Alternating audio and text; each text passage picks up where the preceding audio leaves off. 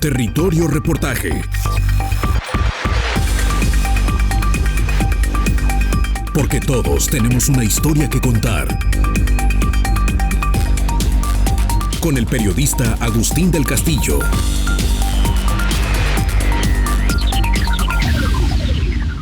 En México, la guerra humana por el progreso productivo no ha favorecido la expansión del desierto, aunque muchos lo encuentren opuesto a la evidencia. Es más bien contra el desierto. Lo que crecen son las zonas áridas y pobres, pero no ese ecosistema complejo, milenario, lleno de especies con alta adaptación a los umbrales de la existencia entre el calor extremo, la sequedad y las noches más frías del mundo. No esas enormes mesetas pobladas de vida oculta y de diversidad. Lo que ha crecido es el desierto del hombre, los acuíferos agotados, los pastizales naturales quemados, los depredadores y los herbívoros extintos o empujados a las fronteras de la montaña, las aguas contaminadas, las especies invasoras, desde alimañas y hierbas oportunistas hasta decenas de miles de bovinos, en un entorno que, al menos por un tiempo, es un Edén artificial. Luego sobreviene el desastre. El ecólogo Ezequiel Ezcurra, nacido argentino y naturalizado mexicano, tras huir de la dictadura militar de su país en 1977, es uno de los más consistentes críticos de nuestro modelo de progreso en las zonas más secas del país. Dice que es al menos la mitad del territorio. Los datos oficiales hablan de 2/3, como zonas de agua escasa, temporales magros y erráticos, vida silvestre en los límites. Y el sector económico que genera cerca de 80% de las riquezas del país. Una enorme contradicción. No es un tema fácil. Es demagógico proponer que la gran ganadería lechera se traslade al sureste porque tiene más agua. Ya está allí el ganado bovino de carne, en el trópico tabasqueño, y su depredación ha sido tremenda. Más bien se trata de generar sistemas económicos adaptados a la realidad, no subsidiados, dice el experto, que ha concedido por vía remota una entrevista a Territorio Reportaje. Es de esperar que con el arribo del cambio climático, en medio de una de las sequías históricas y metahistóricas, apunta el experto con formación de ingeniero agrónomo, más rudas que se hayan vivido, es necesario abrir un debate sobre la forma en que se ha colonizado el desierto mexicano y los otros desiertos. Los Estados Unidos, donde hoy reside el laureado académico, no son un modelo de sostenibilidad, y el modo en que se debe regresar al equilibrio destruido por un modelo depredador de ganancias inmediatas y altamente subsidiado, incluso de forma perversa, de acuerdo con su diagnóstico.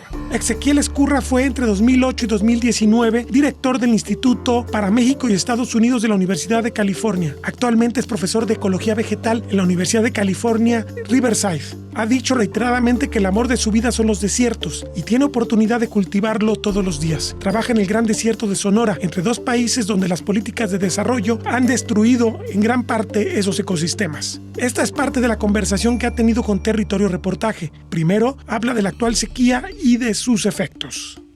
En marzo de este año, me fui una semana por invitación de una amiga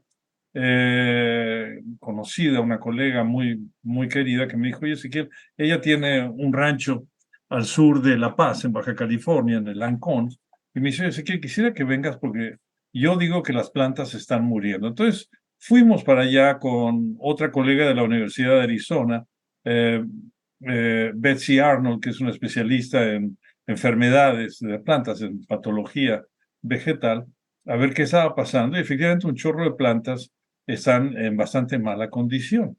Y estamos viendo, probamos todo, si emisiones de metales pesados desde la planta termoeléctrica de La Paz, que no está muy lejos de allá, probamos si había alguna enfermedad, una epidemia, pero muchas plantas de distintas familias estaban muriendo.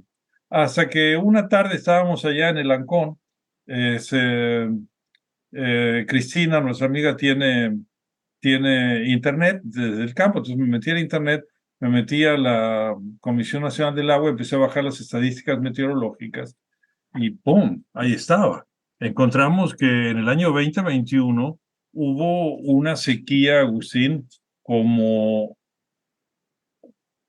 en ese momento no sabíamos, habían sido años extremadamente secos. Ahí rápido en el campo empezamos a hacer una serie de análisis estadísticos y la sequía que pegó en toda esa parte de la península esos 2 años, según me decían las pruebas probabilísticas, era del orden de 1 en 2000 años. O sea, era tan rara, tan alejada de lo normal de la distribución, que podías esperar una sequía de ese tamaño una vez cada 2000 años o algo por el estilo. Eso me decía la estadística. Yo no confío, aunque se supone que tengo un gran entrenamiento en estadística, tampoco confío tanto en las estadísticas, sobre todo en distribuciones tan extremas, pero lo que sí sabíamos es que era una distribución realmente extraordinaria, una sequía extraordinaria. Y después me puse a leer porque recordarás tú que también esos 2 años estaban sacando fotos del lago Powell, que es la última gran presa del Colorado, que prácticamente se secó totalmente. Tan es así que llegaban arqueólogos que hacen arqueología industrial, entre comillas, a recoger cosas en el lecho del lago porque había artefactos de antes de que se hiciera la presa, o sea, de hace 100 años, ¿no? Artefactos modernos, pero interesantes, a ver qué había en el campo hace 100 años en un lugar que había sido intocado durante todo ese tiempo. Y lo que eso nos está diciendo es que de golpe dije, claro, fue una sequía extraordinaria en todo el suroeste de Estados Unidos, las rocallosas, los desiertos del suroeste de Estados Unidos y en México, por supuesto. Yo no había checado eso en todo el detalle que amerita. Fue una sequía realmente extraordinaria. Poco tiempo después salió un artículo de unos especialistas en anillos de crecimiento de árboles, lo que se llama dendrocronología, es la palabra técnica para eso, que tomando los anillos de crecimiento de cientos de árboles muy viejos que ellos tienen nucleados, han sacado núcleos del tronco, pero muy viejos en serio, árboles que tienen más de 2000 años de antigüedad, encontraron que el único anillo de crecimiento tan pequeño como los que se dieron en el año 2000, en el 2001, había ocurrido hace 1600 años atrás, es decir, en la mitad del medioevo, o en el momento del colapso, más bien cercano al colapso del Imperio Romano.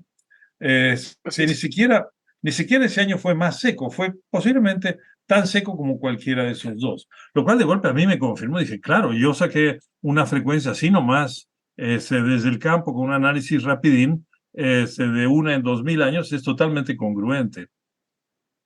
Lo que eso quiere decir es que México, el norte de México y el suroeste de Estados Unidos han vivido en los últimos 3 años una sequía ni siquiera histórica, yo diría metahistórica, una sequía como no hay registro alguno, ni siquiera en los anillos de los árboles. Entonces aquí viene la gran pregunta. ¿Esa sequía es nomás un accidente debido al azar? De la misma manera que, aunque yo soy muy cuidadoso, a lo mejor un día salgo a la banqueta sin ver y un carro me lastima. O sea, un fenómeno enteramente aleatorio o se debe a causas humanas. Bueno, ha habido varios artículos que atribuyen, para empezar, ya llevamos años con la predicción de que una de las consecuencias de la acumulación de gases de efecto invernadero en la atmósfera va a ser fenómenos climáticos extremos. Es decir, no solo se predice un calentamiento gradual de toda la biosfera, de toda la atmósfera del planeta, sino que también los que trabajan en modelos de eso predicen una ampliación o amplificación de los fenómenos climáticos extremos, es decir, sequías más intensas y eventos de lluvia más extraordinarios también. Y efectivamente, tal cual eh, predecían los estudios, tal cual nos sugerían las predicciones, tuvimos una sequía extraordinaria, mucho mayor de lo que era, mucho más seca, mucho más árida de lo que era esperable, basado en la serie de datos climatológicos que tenemos. Pero déjame que te cuento más, Agustín. Ahora, hace unos 2 meses, tuvimos la llegada del huracán Hillary, que llegó al sur de California y se metió hasta Nevada. No sé si tú seguías las noticias de este festival que se llama The Burning Man, que es un grupo de locos que se juntan en una playa en el desierto de Nevada a quemar una esfinge de madera. Y es un evento de lo más New Age, el cual no acabo de entender. Pero no Sí. importa, junta 30,000 personas en una planicie salobre del desierto de Nevada, les llegó una lluvia y nunca había registrado lluvia. Les llegó una lluvia que anegó toda la planicie salobre, la gente no podía salir y lo que iba a ser una celebración colectiva así, New Age, nueva era, se convirtió en una tragedia de gente empantanada que no podían salir, etcétera, por un evento climático extremo. Ahora, junta todo eso, y ese evento también lo han calculado, no hay registro. No hay registro de que se empezaron a poner estaciones meteorológicas en el norte de México y en California y en Nevada. No hay registro de un huracán de esa magnitud que penetrara tan intensamente en el territorio de los desiertos de Estados Unidos, viniendo desde el sur. Hay un registro de un pequeño huracán cuya colita llegó a San Diego unos 2 o 3 años después del Tratado de Guadalupe Hidalgo, después del fin de la guerra, de la desafortunada guerra mexicoamericana. Pero a partir de ahí no ha habido jamás, y ese fue un huracán, el final de un huracán. Entonces, júntalo.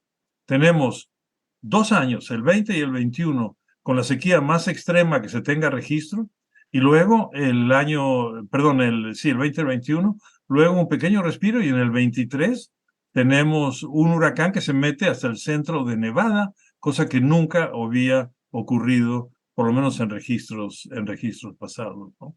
Todo eso nos dice que lo que los especialistas en el tema nos venían advirtiendo desde hace tiempo, yo no hago modelos atmosféricos, de que iba a haber eventos climáticos extremos en aumento, o sea que lluvias extraordinarias y sequías extraordinarias, efectivamente se está cumpliendo. Y ese es un elemento extremadamente importante para entender toda la crisis productiva y de abasto de agua que está ocurriendo en el norte de México, sobre todo en las zonas áridas de México. Ya estamos viviendo, el cambio climático ya llegó. Y no solo es eventos de mucho más calor, que también los hubo. Este verano fueron unas temperaturas en el desierto como nunca se habían visto, pero también eventos climáticos extremos, lluvias extraordinarias y sequías extraordinarias.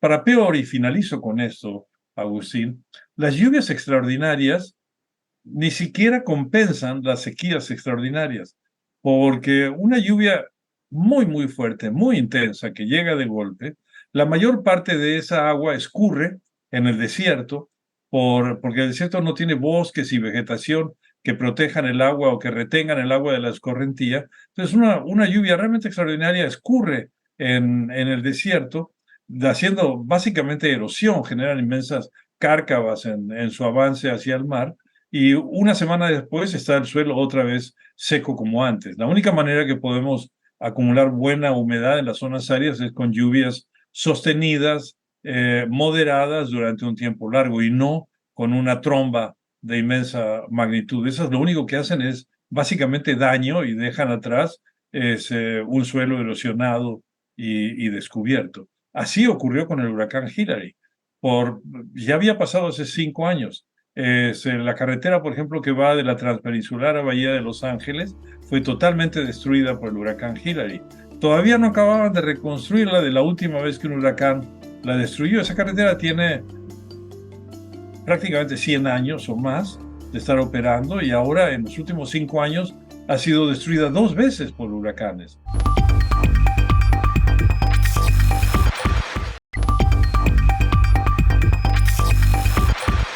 Ezequiel Ezcurra hace una defensa del desierto, destaca la pobreza de la percepción humana dominante y concluye que esa pobreza es un factor destructivo, pues pareciera que los humanos le queremos enmendar la plana al desierto.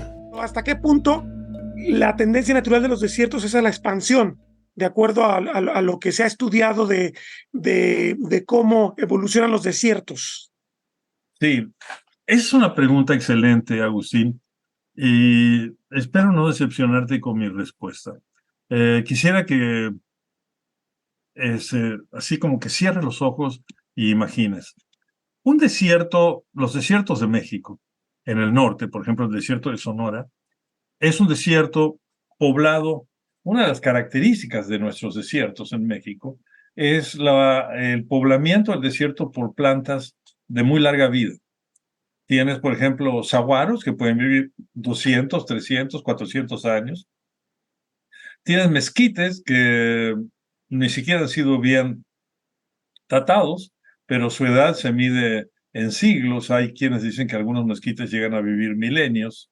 Es, tienes el famoso palo fierro que los seris usan para hacer artesanías, una de las maderas más duras, si no la madera más dura del mundo.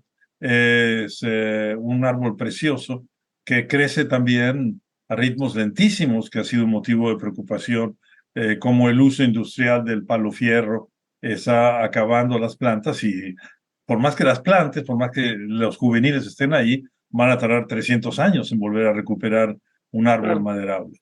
Lo que te quiero decir con eso, igual lo piensas en la Baja California, tienes esos cirios gigantescos, los cardones, que son los cactus más grandes del planeta, tienes una cantidad de plantas increíbles de muy, muy larga vida.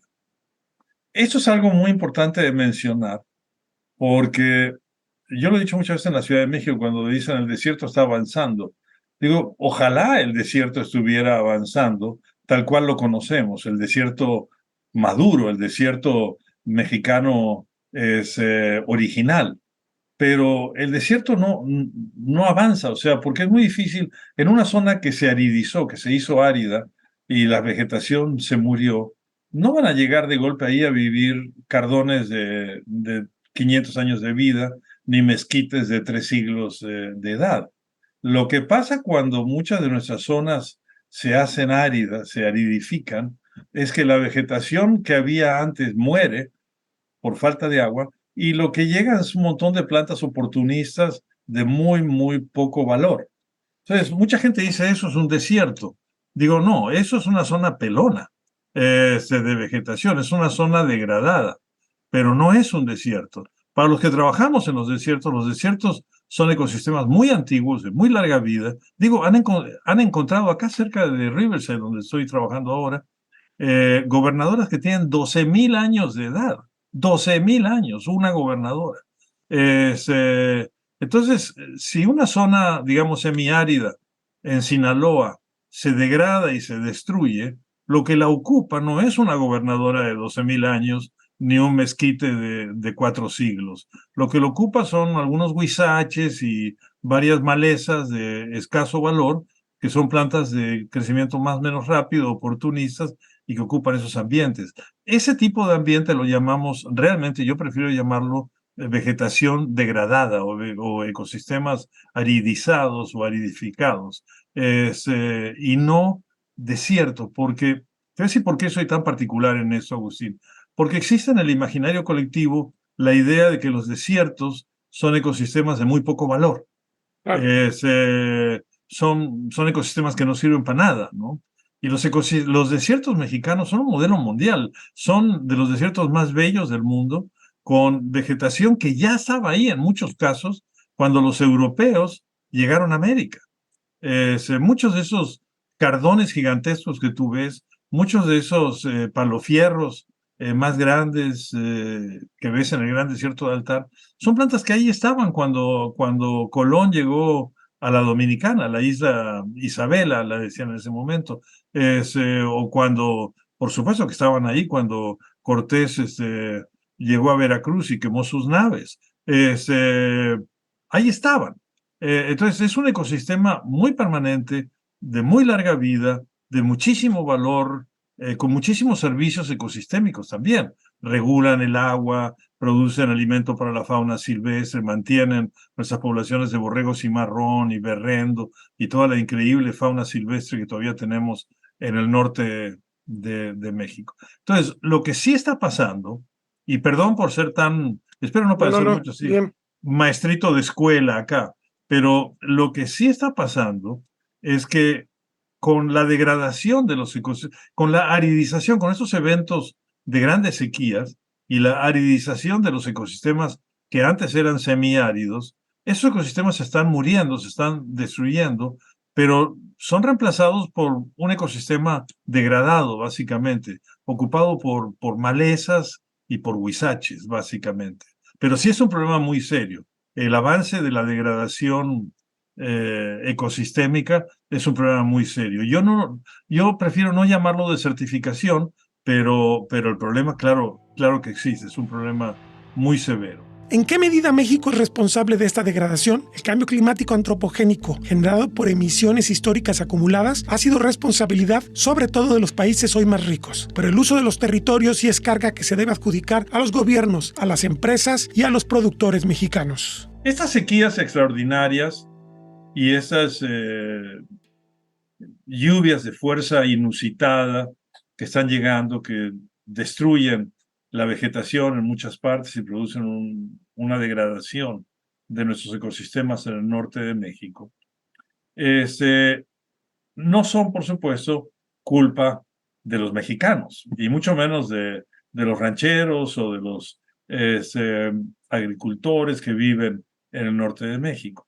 La culpa nuestra es muy pequeña, porque esencialmente esto es un caso de justicia ambiental. Las culpas de estas catástrofes son de los países que han emitido más gases de efecto invernadero a la atmósfera: Estados Unidos, Europa, China, Japón, que son grandes, la India ahora la India, que son grandes emisores de gases de efecto invernadero a la atmósfera. Pero tenemos varios fenómenos en los cuales sí tenemos cierta responsabilidad. La mayor parte de los acuíferos del norte de México han sido degradados por el sobrebombeo. Los que están cerca del mar han tenido que ser abandonados porque se mete el agua de mar por el acuífero y tienen ese fenómeno que se llama intrusión salina, que es básicamente la salinización de los pozos de riego. Y los pozos de riego que están lejos del mar, en el altiplano árido o incluso en el desierto de Sonora, pero más alejados del mar, se han ido bajando de nivel a un punto que en muchos casos ya son muy difíciles de usar, y sobre todo al bajar de nivel empiezan a aparecer estratos, niveles freáticos más inferiores que son ricos en metales pesados y en arsénico, y tenemos problemas muy serios de arsenicismo para la salud pública por el consumo de agua de pozo en el norte de México. Eso es culpa nuestra enteramente. Eso no se debe ni a Europa, ni a la India, ni a ningún otro país. Desde que se desarrolló la tecnología de bombeo de pozos y empezamos a bombear pozos en México, nos hemos ido sobre los acuíferos del norte de México como si fuera petróleo, a sacar todo lo que se puede. Cuando ya no se puede sacar más, a ver qué hacemos, ¿no? O sea, lo que se llama un uso insustentable, un uso no renovable del acuífero. Hemos sacado mucha más agua de la que esos acuíferos alcanzan a reponer, y estamos en este momento con una muy seria crisis de agua en todo el norte de México. Eso sí, es una responsabilidad entera de los gobiernos y de los habitantes en toda esta región, y tenemos que hacer algo al respecto porque no va a mejorar. Tenemos un problema muy, muy serio ahí. Desafortunadamente, por una visión, en mi perspectiva, excesivamente ingenieril, vamos a llamarla así. No quiero agredir a los ingenieros. Mi primer título fue en ingeniería, después ya me dediqué a cosas de medio ambiente. Yo soy ingeniero. Pero una perspectiva de que todo se puede arreglar como dicen los economistas, con más de lo mismo. O sea, si bombeamos y se nos acaba el agua, ¿qué hay que hacer? Pues bombear más profundo, ¿no? Si construimos una ciudad con un uso pésimo del agua, como por ejemplo Hermosillo, y se nos acaba el agua, ¿qué vamos a hacer? La traemos de otra cuenca, hacemos un trasvase de cuenca, ¿no? Y así se hizo el Canal Independencia. Otra vez, un ejemplo clarísimo de justicia ambiental, o llamémoslo de injusticia ambiental. El Canal Independencia transfiere agua de la cuenca del río Yaqui, que es propiedad de la nación Yaqui, de la tribu Yaqui, para abastecer de agua a la ciudad de Hermosillo. O sea, lo que ha hecho la ciudad de Hermosillo, en vez de pensar mecanismos para ser mucho más eficientes en el uso de agua, reciclar sus aguas usadas, capturar agua de lluvia, etcétera, es pasarle el problema a los habitantes de otra cuenca, que es la cuenca del río Yaqui, y últimamente, sobre todo, fundamentalmente, a la tribu Yaqui. Con la presa perdón, con el acueducto del Cuchillo, Nuevo León, mucho me temo que estamos haciendo algo parecido. Esas son soluciones de corto plazo. Tiramos tubos, que nos sale carísimo. El Cuchillo son más de 100 kilómetros de tubería que hay que bombear. El bombeo de agua es carísimo. California intentó a mediados del siglo pasado resolverlo de la misma manera, y en este momento tenemos la tragedia que 40% del consumo de energía, de las emisiones de gases de efecto invernadero de California, provienen de bombear agua del río Colorado a la ciudad de San Diego, a las ciudades del sur, bombear agua del delta del río Sacramento a Los Ángeles y a todo el Valle Central, etcétera. 40% de toda la energía se va en bombear agua y aparte con una perspectiva profundamente insustentable. Algo así, un modelo similar hemos seguido desafortunadamente en México. Que tarde o temprano nos va a llamar a sincerarnos y empezar a pensar mejores maneras de obtener agua y aprovechar el agua. El agua no es infinita, el agua está cada vez más en crisis, va a estar cada vez más en crisis con el cambio climático, porque los periodos de sequía resecan los acuíferos y las lluvias súper intensas no recargan los acuíferos porque caen en un tiempo tan corto que la mayor parte de esa lluvia se va al mar. Entonces, sí tenemos un problema muy, muy serio de sustentabilidad en el norte de México, con una agricultura profundamente insustentable, en muchos casos agricultura de alfalfa para producir carne y leche, que nos obliga a por lo menos empezar a preocuparnos y repensar cómo vamos a resolver de largo plazo el tema del agua en todas las zonas áridas de México, que últimamente son más de la mitad del país.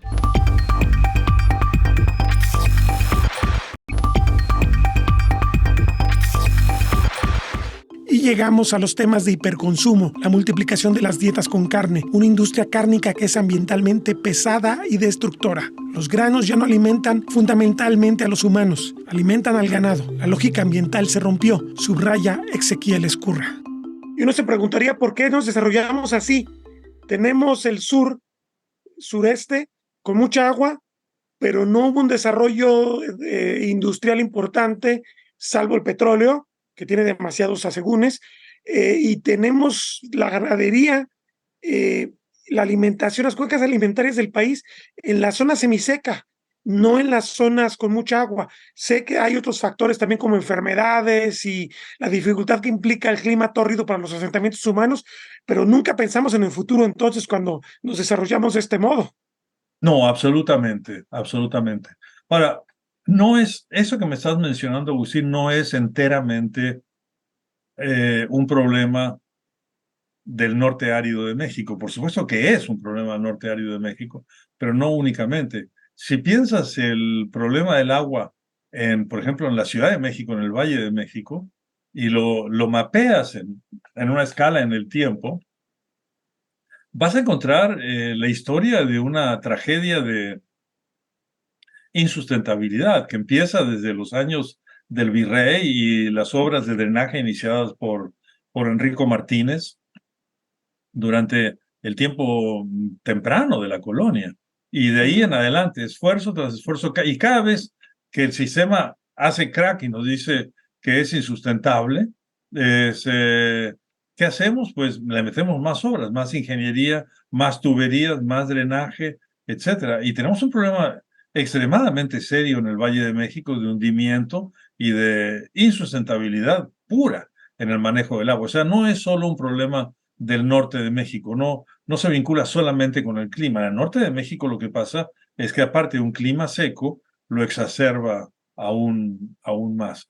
Pero yo te diría, hay una mentalidad que privó mucho a mediados del siglo pasado, cuando se hicieron todas las grandes obras de ingeniería, las presas en toda la costa del Pacífico mexicano, los grandes distritos de riego como el distrito de Mexicali, las presas también en Estados Unidos, de que todos los problemas del desierto los íbamos a resolver sencillamente haciendo presas, entubando agua y pudiendo convertir el desierto en un ambiente verde donde se pudiera cultivar plantas de alta demanda de agua. Posiblemente la respuesta la teníamos frente a nuestros ojos, pero no la supimos ver. Y estoy hablando de la agricultura indígena. Es, los, las tribus del sur, como los Yaqui o los Mayo, tenían un sistema agrícola y lo tienen hasta el día de hoy, muchos de ellos sumamente eh, sustentable, utilizando el agua que bajaba por sus ríos. En las llanuras, al final del río, abrían el agua de escorrentía, lo que se llama justamente riego de escorrentía, durante la temporada de lluvias, muy parecido, de hecho, al sistema que tenían los egipcios de aprovechar las crecientes del Nilo y el limo, los sedimentos que traía el Nilo para hacer una agricultura de alta fertilidad. En el norte de México había sistemas agrícolas extremadamente sustentables, pero en algún momento en nuestra mentalidad se nos pasó por la cabeza de que si eso los hacían grupos indígenas no debe ser tan bueno y que lo que había que traer es la tecnología de, de perforación y sacar el agua del fondo de la tierra, del corazón de la tierra. Y en esa decisión se nos fue buena parte de la sustentabilidad del norte de México. Muchas de las crisis que tenemos, el problema de salud pública, de arsenicismo, por ejemplo, intoxicación por arsénico en los niños, pues muy serio. En la región de La Laguna, en Torreón, Lerdo, Gómez Palacio, en todo el centro, el corazón del desierto chihuahuense, se debe básicamente a un manejo torpe e insustentable de los acuíferos y de los pozos de agua, ¿no? Entonces sí hay por lo menos lecciones acá que ojalá nuestro sistema educativo y también de toma de decisiones se pudiera tomar un poco más en serio. Sobre todo me parece muy preocupante que la parte de la zona seca o semiseca del país, aquí voy a incluir también desde Querétaro, el Bajío, que produce Sí, muchísimos alimentos, los Altos de Jalisco, la región así de, es. o sea, son zonas que cada vez tienen registros más bajos de precipitaciones y sin embargo, en la estadística de producción de alimentos son las que están alimentando el país. Yo me Sí, pregunto, estamos sí. hablando, por ejemplo, de una cosa que yo no sé qué tan utópica es, el tema de que alcancemos la soberanía alimentaria, pero si estamos alimentándonos con lo que produce el desierto o el semidesierto o las zonas secas, pues entonces el futuro es bastante aciago. El futuro puede ser así. Fíjate, hay una cosa también muy interesante, te puedo mandar luego si quieres el sobretiro. Algo que hicimos con un colega del Centro de Investigaciones Biológicas del Noroeste, acá en La Paz, Baja California Sur, el doctor Pedro Peña Garcillán, y un estudiante de posgrado, ahora doctor, el doctor José Tello. Y lo que ellos me llevaron a colaborar y a investigar con ellos es la transición. Acabas de encontrar una cosa súper inesperada para mí. La transición, la dieta de la clase media urbana y la crisis de la agricultura y de sustentabilidad en el norte árido de México. Eh, yo cuando vi las estadísticas como que no lo podía creer.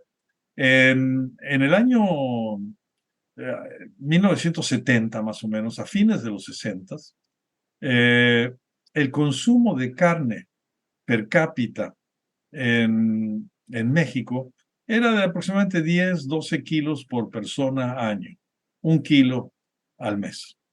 En ese momento ya estamos arañando los 50 kilos por persona año. Se hemos multiplicado prácticamente por 5 nuestro consumo de carne. Y sobre todo de carne vacuna, de carne porcina y pollos, pero el vacuno sobre todo es muy emblemático en todo eso. Es, y para hacerlo, hemos adoptado un sistema totalmente distinto. En los 50, a mediados del siglo pasado, todos esos animales, la carne, los vacunos se criaban en muchas partes de México a campo, comiendo pasto, básicamente. Ujú. Los cerdos y los pollos se criaban en números bajos en cada poblado y eran alimentados básicamente con subproductos de la alimentación humana. En muchas casas los tenían en el traspatio, se alimentaban con los restos de la comida. Ahora hemos elaborado un sistema, el cual tiene apoyo oficial y subsidios de la banca de fomento ganadero. Hemos creado un sistema en el cual todas las reses, los pollos y los cerdos se crían en inmensos campos de concentración. Los famosos corrales de engorda para el ganado o los galerones de engorda de cerdos o de pollos, donde ponemos a veces, y no estoy exagerando, 1 millón de animales en un espacio muy cerrado donde se alimentan todos con alimentación para animales hecha. Y ahorita voy a eso. ¿Qué son los alimentos para animales? Bueno, es una mezcla de alfalfa, de maíz y de harina de pescado. Que se mezcla y con eso se hace la alimentación para nuestros animales. Y todas esas cosas tienen un impacto ambiental increíble. O sea, por ejemplo, si lo piensas, las vacas, ¿por qué los seres humanos domesticamos vacas inicialmente? Porque tienen una habilidad increíble que muy pocos otros animales tienen de comer celulosa, es decir, de comer hojas y convertirlas en proteína animal. Pues resulta que ahora las vacas, tú cuando vas y compras carne en el supermercado, lo más probable es que esa carne no haya sido formada del consumo de celulosa, es decir, del consumo de materia vegetal, sino del consumo de maíz. Otra vez, en los 70, cuando yo empecé a hacer investigaciones, es decir, qué viejito soy, 90% del maíz que consumíamos en México iba para consumo humano directo. En ese momento, menos del 50%, estamos llegando al 40% del maíz para consumo humano directo en México, o 40% del maíz que se consume es para consumo humano directo. El otro 50-60% del maíz que se consume se va para productos industriales, y no es tanto tampoco, y para alimentar animales. Entonces, lo que hemos hecho es generar un sistema en el cual tenemos que hacer agricultura para cosechar grano de maíz para alimentar ganado. Y en eso rompiendo la virtud fundamental del ganado, que es su capacidad de estar en el campo y alimentarse de pasto. Acá hay una cosa donde la lógica ambiental y la lógica económica nomás no concuerdan para nada. Puede ser que sea económicamente más rentable hacerlo así, pero ambientalmente es una tragedia. Y lo que mostrábamos en el artículo, en la investigación que hizo este muchacho, José Tello, es que buena parte del avance de lo que se llama la frontera agropecuaria, los ecosistemas naturales que son destruidos, bosques o matorrales, que son destruidos desmontados para hacer campos agrícolas, no se debe al consumo humano. Si fuera por el consumo humano, el maíz que producimos en México nos alcanzaría de sobra. Se debe esencialmente al consumo de animales domésticos. Y estamos ampliando la frontera agropecuaria, ahí sí, degradando la vegetación del norte de México. Y eso empieza desde los Altos de Jalisco para el norte, o desde el Bajío para el norte, todo lo que se llama el altiplano seco de México, lo estamos destrozando para poder producir proteína animal por medios industriales que son extremadamente ineficientes desde el punto de vista ecológico. Ahí tenemos un sinceramiento también, es un caso de justicia ambiental. Puede ser que para las grandes firmas productoras de carne esto sea muy rentable, pero para el habitante promedio de México, lo que estamos viendo es nuestra vegetación natural reducirse y la capacidad de recarga de los acuíferos perderse y el incremento de bombeo con energía subsidiada que pagamos todos cuando pagamos impuestos para hacer agricultura aumentar exponencialmente, para hacer un tipo de agricultura que ni siquiera es para alimentar a seres humanos, es para alimentar a animales domésticos.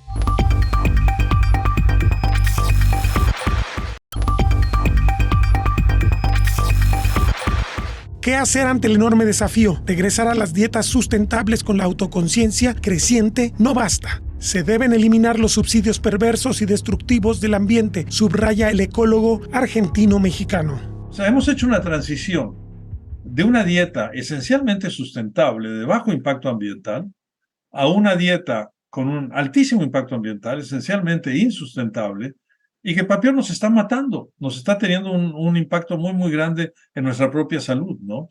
Yo no quiero dirigirme en gurú de esas cosas, nomás me reservo el derecho de ser un observador de lo que está pasando. Pero imagínate que fueras un ser de otro planeta que aterriza y ve lo que está pasando con el uso de los ecosistemas en el norte de México, tu conclusión sería, acá hay que hacer algo, hay que repensar todo esto. Como está funcionando, tarde o temprano, desde la salud pública, la salud nutricional de los seres humanos, el colapso en el abasto del agua, la pérdida de biodiversidad de ecosistemas naturales, todo eso nos está básicamente señalando una profunda insustentabilidad y la necesidad de repensar la manera como usamos nuestros ecosistemas y cómo nos alimentamos.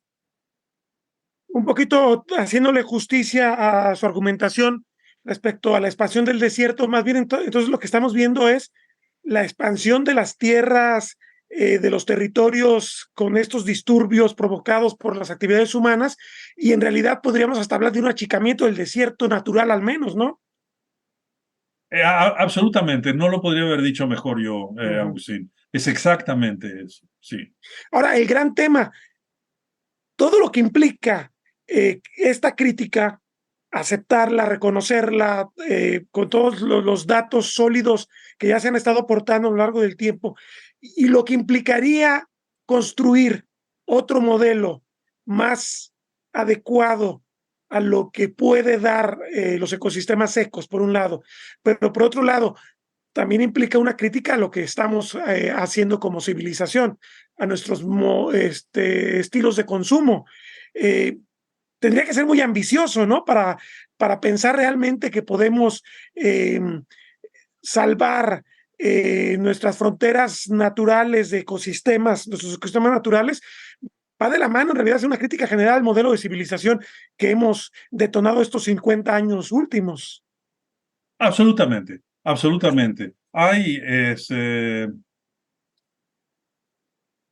Hay un montón de factores que están en nuestra cabeza que nos dicen, no hemos estado haciendo las cosas bien y tenemos que repensarlas. No me quiero yo erigir en el gurú de cómo hacer las cosas bien, porque es un tema extremadamente complejo, pero creo que sí tengo el derecho a por lo menos señalar las cosas que no están marchando bien. Ha habido por lo menos ciertos cambios positivos. Cuando yo empecé a hacer investigación, empecé muy lejos de las zonas áridas. Estaba en el Instituto de Ecología, un centro de CONACYT, en los 70s, a inicios de los 70s. Y en aquella época trabajábamos en Tabasco y me tocó ver el trópico húmedo. Me tocó ver los grandes planes de desarrollo del trópico, de desarrollo, entre comillas, del trópico húmedo. A lo mejor te suena el nombre, el plan Uxpanapa. Sí, tremendo, sí. El plan Me tocó ir hace algunos años.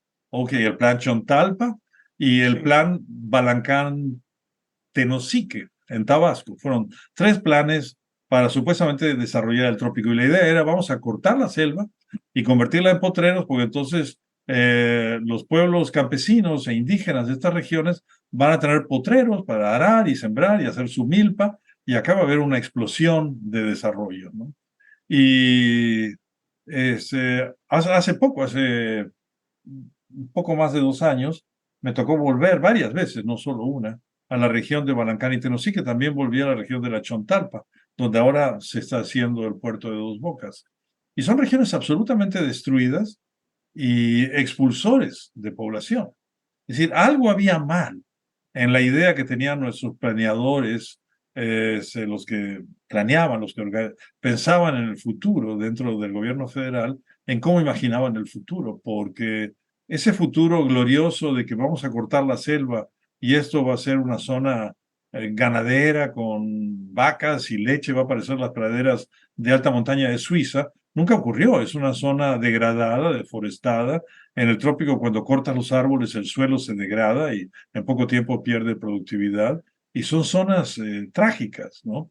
Me decía una de mis hijas, que siempre me acompaña en los viajes a campo, me decía que así como Fonatur tiene el concepto de pueblos mágicos, dice, deberíamos tener también el concepto de pueblos trágicos, que son todos aquellos pueblos que han visto su calidad de vida degradada por alguna genial decisión tomada desde la Ciudad de México en programas de desarrollo. Afortunadamente, esos grandes programas de desarrollo a costa de los recursos naturales ya en general no se están haciendo, o por lo menos se tiene más cuidado y la población protesta porque ya existe una memoria histórica de lo que puede pasar con esas cosas, ¿no? Pero en el norte de México todavía tenemos mucho camino por andar. Es impresionante cómo se siguen abriendo pozos profundos para sacar agua donde ya no la hay, se siguen dando permisos y concesiones, y en general eh, se sigue destrozando la vegetación natural con la idea de que es desierto, no sirve para nada, ¿no? Entonces yo puedo talar, digo, yo acá voy al supermercado en Estados Unidos y cada vez que voy salgo con lágrimas en los ojos porque encuentro bolsas y bolsas de carbón para hacer carne asada, para barbacoa, es, de mezquite que viene de Sonora y de Chihuahua.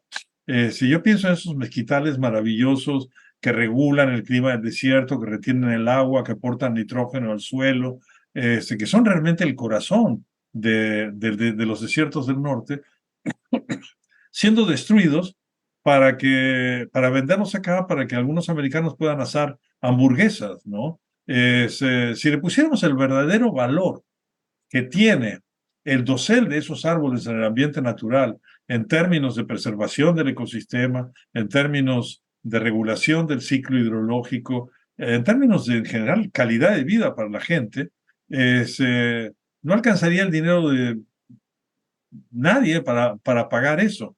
Lo que pasa es que lo que estamos haciendo es tomar un recurso natural de muchísimo valor eh, en alguna propiedad privada, convertirlo en carbón y venderlo por centavos, ¿no? Y eso no augura nada muy bueno para el futuro de, de todo el norte árido de México. Si no empezamos a ver los recursos naturales y el agua con otra perspectiva, el futuro puede ser realmente no muy bueno.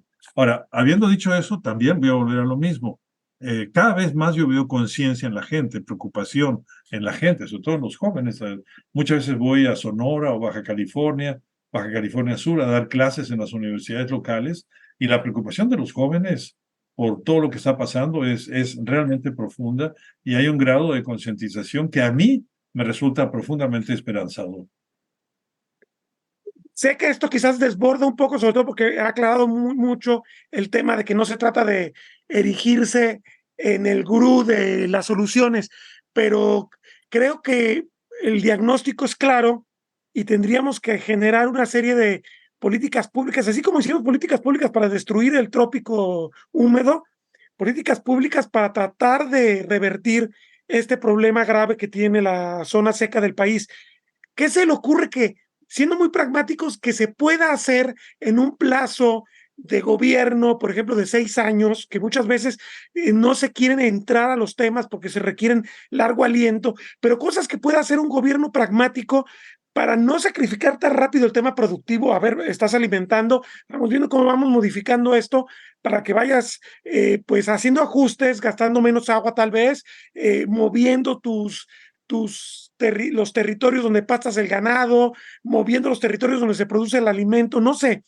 ¿Qué podría ser muy pragmático para tratar de ayudar a que esto tenga soluciones, pues con la urgencia que estamos viendo que está pasando también el problema? Una de las medidas más directas, una medida de gobierno conceptualmente muy fácil, admito que la implementación siempre es difícil, es quitar los subsidios. Es, bombear agua a 200 metros de profundidad es carísimo, carísimo. Agustín, imagínate una presa en la superficie con una cortina de 200 metros de altura, ¿sí? El potencial de energía eléctrica que genera la turbina que está abajo de esa presa. O sea, 200 metros de altura es una diferencia de presión realmente impresionante. Son 20 atmósferas de presión para manejar una turbina. Ahora, pénsalo al revés ahora. Estás bombeando agua, a veces estamos bombeando agua en el Chihuahuense a 200 metros de profundidad. La cantidad de energía que hay que meter para subir 1 litro de agua de esa profundidad a la superficie es inmensa, es inmensamente grande. La cantidad de energía que hay que meter en los acueductos que hemos construido, como el acueducto de Independencia, también es inmensamente grande. Todas estas construcciones tienen una tarifa especial, la tarifa 9, pagan una fracción, pagan mucho menos de lo que pagamos tú y yo por la energía eléctrica. De hecho, no tengo el dato más reciente, pero es en el orden de un 10-20%, ¿no? Lo mismo con la harina de pescado que estamos usando para alimentar a nuestro ganado, ¿no? Que a mí se me hace así como una cosa extraordinariamente dispendiosa. Estamos sacando sardina del mar en cantidades muy, muy grandes para convertirla en harina de pescado para alimentar vacas. Porque como tiene mucha proteína, la vaca engorda más rápido. Pero también, como no es un alimento muy bueno, a la vaca hay que darle antibiótico y hormonas y un montón de cosas que hace que el consumo de esa carne sea riesgoso para tu salud. Bueno, ¿por qué vamos a subsidiar la sobrepesca de sardina del mar para utilizarla? No va en una lata para consumo humano, ni congelada o fresca para su venta en el supermercado. Va toda, prácticamente 90% de la sardina que se pesca, va a alimentar ganado, para mantener un sistema de alimentación que al mismo tiempo nos está resultando malo para la salud. Mi opinión, si me dices una medida rápida, es una eliminación gradual de los subsidios. Sobre todo los subsidios que no van directamente a producir alimento para seres humanos. Digamos, pensando si se puede diferenciar el subsidio, alguien que bombea agua para producir maíz para tortilla, a lo mejor merece el subsidio, pero alguien que bombea agua para producir alfalfa para alimentar vacas lecheras no merece el subsidio. El impacto ambiental de eso es inmenso. Si le tomamos en cuenta todo el daño que le hace al desierto, claro que no merece el subsidio, pero estamos pagando todo. Lo pagas tú, lo pago yo. Entonces, una de las medidas más importantes para mí, es la eliminación gradual de los subsidios, sobre todo aquello que los economistas llaman los subsidios perversos, que es los subsidios para actividades que son altamente degradantes para el medio ambiente. Solo con planeación, ley, trabajo político y perseverancia puede cambiar esta realidad. No existe la magia ni la voluntad inmanente para transformarla. El filósofo Friedrich Nietzsche decía que quien no pueda soportar la ausencia de redención está condenado a perecer. Y viene a cuento, pues tiene un muy famoso poema dedicado a ese inconmensurable, poderoso e incomprendido reino de la naturaleza que es el desierto. En su más famoso libro, Así habló Zaratustra. Crece el desierto, hay de quienes desiertos albergan. La piedra rechina junto a la piedra, el desierto serpentea y extermina. La muerte terrible mira con ardor pardo y masca. Mascar es su vida. No olvides, hombre, eres placer extinto. Tú eres la piedra, el desierto, eres la muerte. Territorio Reportaje. Porque todos tenemos una historia que contar. Con el periodista Agustín del Castillo.